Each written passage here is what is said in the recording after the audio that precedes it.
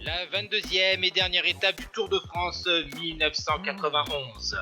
Melun, Paris, 178 km et un homme va animer le début de la course. Sorti au kilomètre 112, le triple vainqueur de l'épreuve, 7ème du classement général, l'américain Greg LeMond va donc sortir seul, va avoir jusqu'à 57 secondes d'avance sur un peloton, va rentrer premier dans Paris, va faire quelques kilomètres encore à l'avant de la course sur le circuit final autour des Champs-Élysées, avant d'être pris par le peloton emmené par la formation des sprinteurs.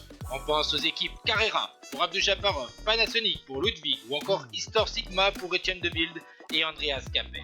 Au moment d'entamer le dernier tour, un groupe de 6 coureurs va essayer de sortir avec de beaux noms, Indurain, Capucci et Bugno, mais ils vont être pris sur ce dernier tour de circuit. La formation Carrera emmène parfaitement le maillot vert Jamouledine Abdou-Japarov que vous voyez ici à gauche de votre écran.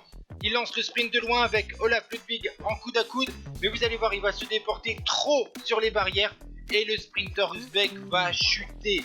Il va donc être ensuite heurté par deux coureurs lors de ce sprint, Zanata et Schur. Vous voyez ici cette terrible chute.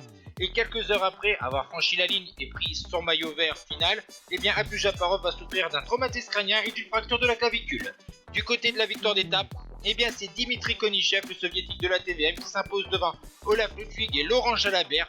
Deuxième succès d'étape sur ce Tour de France pour Konichev après sa victoire à Mâcon. Et au classement général, Miguel Indurain s'impose donc devant Gianni Bugno et Claudio Capucci. Les Français font une très belle performance collective avec la 4ème place de Motet, la 5ème de Leblanc, la 6ème de Fignon ou encore la 10ème de Rué. Ciao tout le monde.